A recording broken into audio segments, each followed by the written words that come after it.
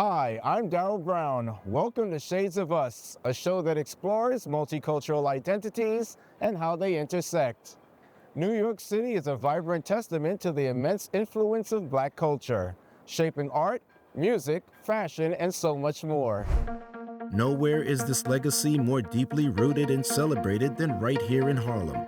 In this episode, we'll dive into how this rich cultural heritage has inspired two entrepreneurs and spotlight an organization empowering young Black men to become future leaders. Stay tuned for these stories right after this.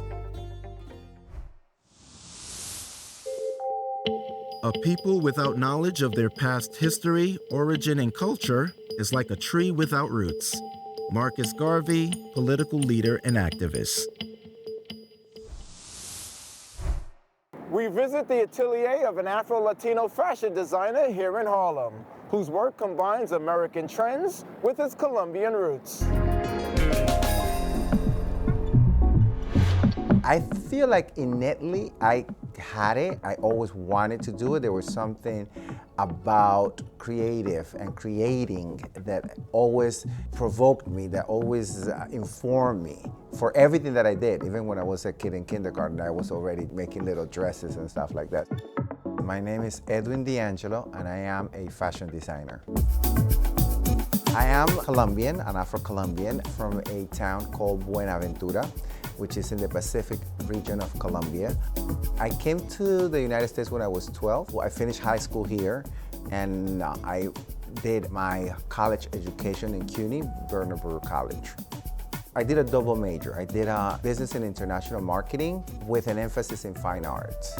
What inspired me to pursue a career in fashion was the fact that I am a fifth generation of tailors. So this was something that I grew up at home with. Seeing my aunts and my uncles work on the business of making garments. Back home, they did it in a way where it was more like a mom and pop store. In the house, they had usually a room dedicated to their sample room. And the neighbors will come to, for hams and alterations and stuff like that. And that's why I picked it up. My parents were like, oh no, that old thing that we have been doing forever, you have a little bit of brain, we want you to be a lawyer. So they pushed me, literally, the lawyer who did the immigration papers for us to come to the United States, my mother had been speaking me up to this man forever. And when I came to the United States, she introduced me, she took me, to thank him for bringing us, and she introduced me to him. And after he's a Cuban-American lawyer, and after speaking for him for a little bit, he's like, your mom is right, you're kind of right. And basically, I ended up learning the whole system, and I went from that law firm to another law firm. I did that for like 10 years. But at one point I realized that was not what I wanted, because I moonlighted with friends in fashion, hair, makeup artists, and every models, photographers. And I was already kind of like doing my little on the side, making my own garments and whatnot. And one day my sister's prom came up. And she has seen me obviously making clothing. And she's like, can you please make my dress? And I said, of course. And I was so excited, I made it like 3 months before her prom. And her friends, because she went to an all girls school, all her friends saw the dress and like, please you make mine, please you make mine. And I ended up making 32 prom dresses. And that's when I said, you know what, I have something here. My ideal of how I wanted to start my own business was to open my own shop. And April 1st, 2002 was my last job at a law firm, and I got this space here in Harlem. August 1st, 2002, I opened it, and the rest is history. I mean, it has been a roller coaster, but it's a history. I'm very eclectic when it comes to how my inspiration comes from to design the collections. How I approach my designing process varies, because sometimes it comes from traveling, exposure to the world, culture, but there's a base, I think, and that base begins with my upbringing, where I'm from. So where I'm from is a tropics, it's a rainforest, it's a beautiful coast, and the natural aspect of it is second to none. And I think that that's where my love for colors begin. So everything that I do involves colors, and usually I tend to find the oranges and the blues and the greens very attractive. So that I think is the base. Then I have the exposure to other cultures, to the world, living in New York, which is like a mecca of fashion. So you mix all that fusion, I think, is what informs me to design. I do design for both men and women. I think right now I'm probably at close to 50-50. I don't have a favorite. I do love to design for men as much as I love to design for women. I describe my designs as elegant, eclectic, and chic. So in one outfit, you can be elegant, you can be casual, you can be trendy. So that's why when you look at my collections, I have a little bit of everything, from sleepwear all the way to evening wear, and how all of that can work together, you know? I feel that in this career I have lived through chapters, you know? There have been the good chapters, the bad chapters, the challenging chapters, the broke chapters. So it's hard to tell which one in that saga is the most defining moment. As of late, you know, my participation on the Met Gala has probably been the most significant in terms of the fashion career. I think that sustainability is very important, and sustainability for me is beyond just protecting waste. I think it's a more comprehensive issue where fair employment practices, diversity, inclusion. I'm working right now in a program training 300 Afro-Colombian women to become professional seamstresses, and one of the emphasis that we're doing is to train them within that in mind, sustainability, how to use water, how to use the waste, the waste of fabrics, how to be proactive about the environment, and teach them that everything they do is a carbon monoxide footprint and how they can minimize that. One of the reasons that we need to change our mindset as a consumers, the idea that, I cannot repeat the same dress twice, I think is unsustainable. New York City is home for me, and Harlem is my community. I'm an Afro-Colombian Harlemite, so this is home. This is basically all I know. I have visited 50 countries around the world, and I have yet to find anything like this. So I feel at home, I feel inspired here. This city provokes me, this city inspires me, and I just don't see myself living anywhere else. Herbal medicine is deeply rooted in African American culture, blending African, European, and indigenous traditions. Today, Black-owned wellness brands, including herbal remedies, are gaining traction in consumer markets. According to a 2013 review from the National Library of Medicine, the use of herbal remedies among African Americans was 17%, compared to other racial and ethnic minorities in the United States. Family traditions can strengthen individuals and communities. Meet a Guyanese-born herbalist in Brooklyn reclaiming her family's gift for healing.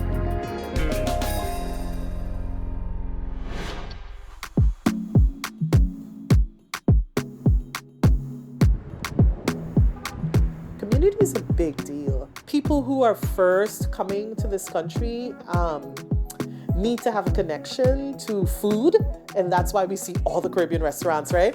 And we need to have a connection to our medicine. And when I say our medicine, I'm talking about like our plant medicine. We're going into our 16th year of Sacred Vibes Apothecary. It feels like a dream. Like, I'm still excited about work every day that I come in. Because my business is now a family business, it's like just really beautiful to share that space.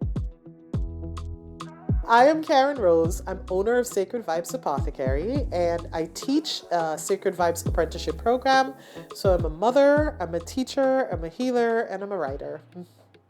I have 3 children, so Lauren, Zion, and Shiloh. Lauren and Zion are co-owners in Sacred Vibes Apothecary now. They were raised in our store. People ask me, how does Zion have so much knowledge? And I'm like, he's just been at it. I mean, he's He was identifying plants with me and harvesting when he was 9, 8. He was 10 years old and he made his first formula that's now sold in our shops. It's called Calm Your Nerves. He'd be really nervous around school and testing and knew that he needed like something to calm his nerves before he went to school. And he came into the shop and he put together this formula, and it's one of our most sold formulas now. So, their learning has been lifetime. My practice is called spiritual herbalism. And many people have said to me, what is spiritual herbalism? And for me, spiritual herbalism is a way of living. And it's the understanding that plants are deeply spiritual beings, that there's an aspect of plants that are sentient beings and that they're responsive to us. They're constantly teaching us about how we could use them or be in relationship with them, right? So a plant oftentimes will have the color of the part of the body that it heals. Even the weeds have a purpose. Being a Black woman and a Black herbalist, which is even more rare, people come in from all over to find that connection, to be like, wait, yes, I want to talk to someone who would understand me in multiple levels.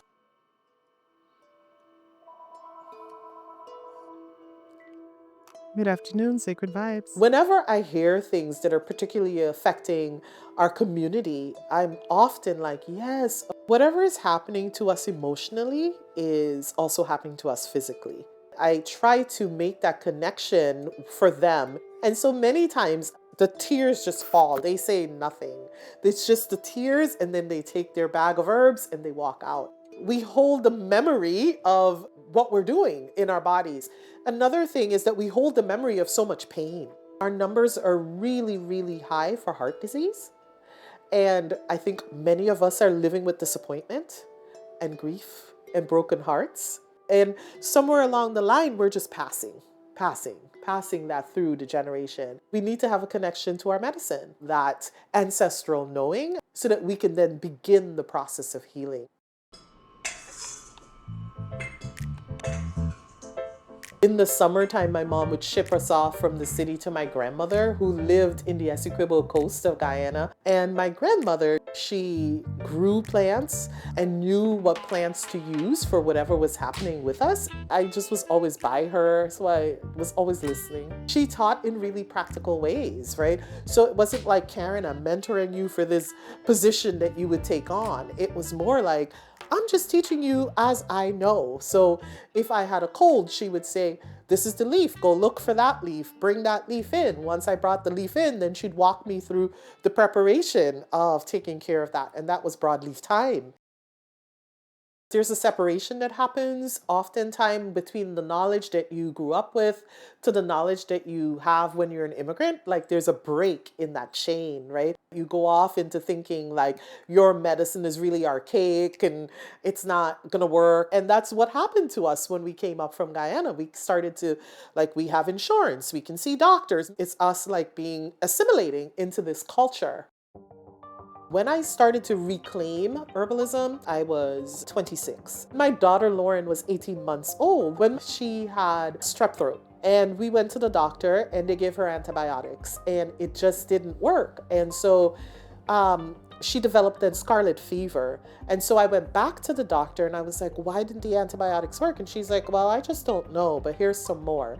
And so she gave us a second round of antibiotics. And my grandmother was like, you shouldn't give her antibiotics in the first place.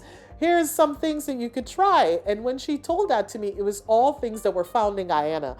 And at that point, I was living in Arizona. So I was like, where do I find these herbs? Like all these plants. So I went off, I found an herb store, and Lauren was cleared up like in a few days from elderberry and echinacea. And so I was like, wow, what a difference like this makes. I realized how important it was because now I had the power to like heal Lauren. And that's what made me return to herbalism. It was Spirit's way of being like, here's your turn. It's time that you step up. And so I understood that really clearly. So when I moved back from Arizona to Brooklyn, I knew that I would open the shop in this community. And when I say this community, I mean Flatbush, Brooklyn, because that's where I grew up. And I knew that there were so many people here within this community that just needed to reconnect, That's all. Because all the Caribbean people that I grew up around, they knew about plants. They just didn't have a space to access those plants or to even have conversation around those plants. So in the journey of herbalism, that has been my goal, like to connect people back to their ancestral knowledge, to their ancestral knowing, to their remembrance. So much so that I started to ask people that would come in the shop, I'd be like, what did your grandmother use? And I think it's important to light that spark so that people can go further and be empowered to do small things in their household to really help their family. And it could be as simple as, oh my gosh, yes, they use garlic. You know, we use ginger, lemon, thyme, honey to heal. And I'm like, that's it. Like, start making that medicine and start giving it to your kids and like really reconnect them. Change will not come if we wait for some other person or some other time. We are the ones we've been waiting for. We are the change that we seek. Barack Obama, 2008 Democratic presidential nominee. In the early 1900s, young African Americans formed organizations aiming to inspire trailblazers, innovators, and leaders. Here's a look at the enduring legacy of one such group. We've all heard of Black Greek organizations named like the Omegas, Kappas, AKAs, and Deltas. These iconic groups provided Black students on predominantly white college campuses with refuge, connection, and a shared sense of purpose. Their impact, however, reached far beyond the college experience. These organizations became pillars of support, guiding young African American men and women through the challenges of a racially divided world. But they weren't alone in this effort. A lesser-known group, the Fraternal Order of the Feather, also made a profound difference, empowering the next generation through initiatives like camp programs that built leadership skills and a strong sense of community among Black and brown youth.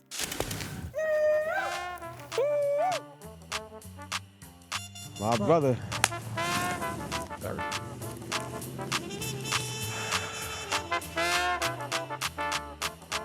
My name is Michael Bolt. I made the feather in 2019 as part of the Order of the Bonnet, and I'm currently serving as the Senior Council Chair of the Order of the Feather Fraternity. My name is Nathan Anthony Ford, Senior. I'm Order of the Feather Fraternity, 1999, Brooklyn chapter. My current role is President of the 501c3 Board of the Feather, the Order of the Feather Incorporated. The Order of the Feather was founded in 1946, post-World War II. But the origins of the organization trace back well before 1946. Daniel Taylor, who co-founded Camp Minisink in 1929, served as its director until his passing in 1945.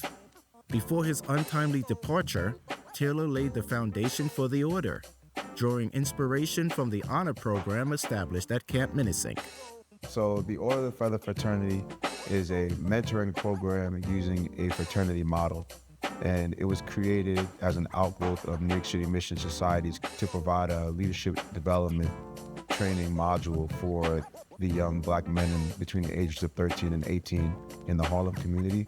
So Herbert Von King in particular was a mainstay in the Boy Scouts of America. And many of the founders, they were instrumental in building up outside programs. These men came together, seeing some of the challenges that were existing in Harlem and really wanting to, make the change by starting with the young men in the community. They brought these other organizational experiences to the fraternity, and they used that to create what would be the leadership development curriculum and program that we see and know today. During an era marked by racial segregation and widespread discrimination against Black Americans, the founding members, including Herbert Von King, an influential Brooklyn community figure, activist, and cultural advocate, established the first chapter in Harlem during the height of a global war. Many of the issues that impact the Black community impacted the Feather. Men leaving the Feather community and going off to World War II put a lot of pressure on the organization as it continued to grow in its early years. You see the civil rights movement and Black power movements begin to develop, you see organizations like the Order of the Feather fraternity trying to develop the leadership skills of young Black people in Harlem. Harlem was the perfect place for the Order of the Feather to establish its first chapter.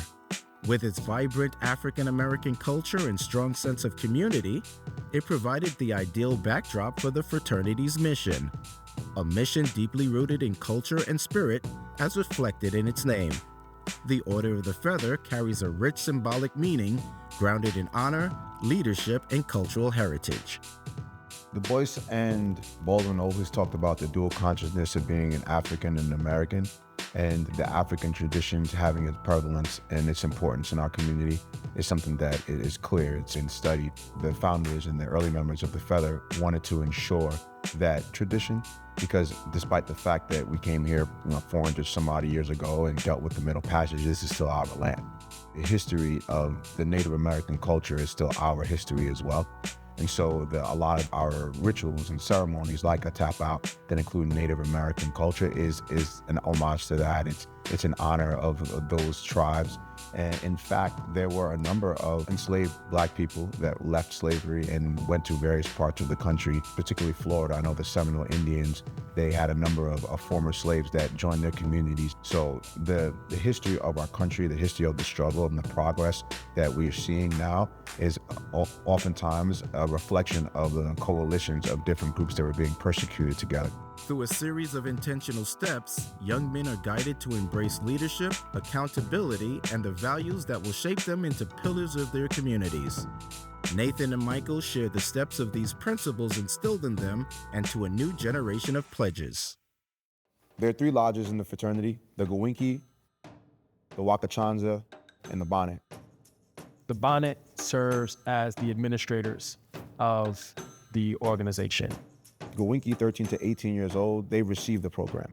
The Gowinki Lodge are our students. Everything that we do is for our Gowinkis, whether that may be helping preparing them for getting ready to go to college or finding, a summer job. The Wakachanza Lodge serves essentially as our teachers. They are our warrior teachers. They are the ones who are instructing the younger brothers how they should participate within the organization. Tap out is actually the final test of courage that the young men that are entering into the fraternity face. It's a public ceremony where the young men are given a number of challenges that include a race, their African dance, and it's based off of how they perform in each of those challenges determine whether or not they will be joining the fraternity. They will be initiated and cross the burning sand, as we say, the 6-month process.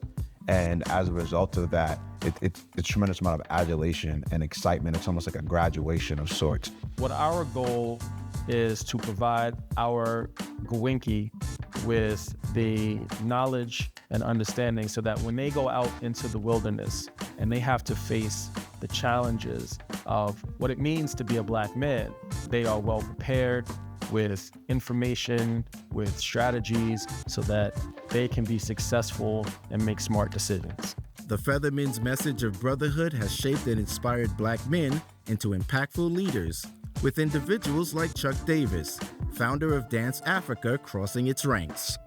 Beyond that, they made their mark with an acclaimed chorus in the 50s and 60s, while also honoring trailblazers like civil rights activist Jamal Joseph, music legend Stevie Wonder, and celebrated actor Don Cheadle as honorary Feathermen for their remarkable contributions.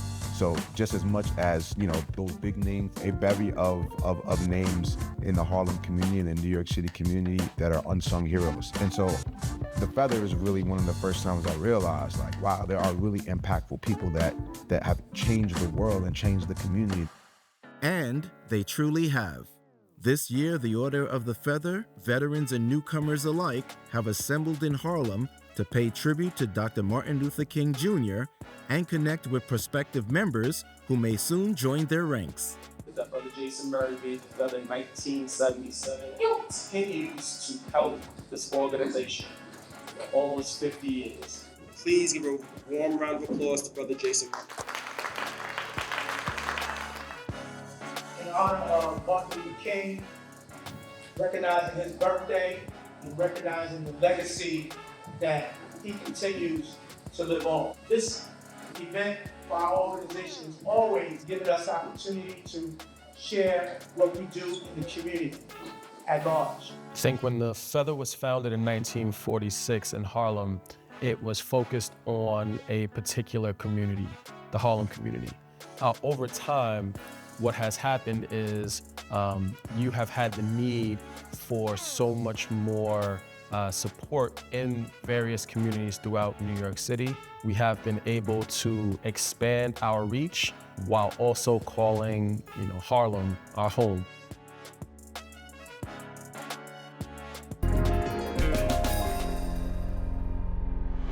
That's our show. If you want to know more about the guests we featured, check out our Instagram page at Shades of Us TV and online at tv.cuny.edu. You can now download the app and watch CUNY TV from wherever you are. I'm Darryl Brown. See you next time on Shades of Us.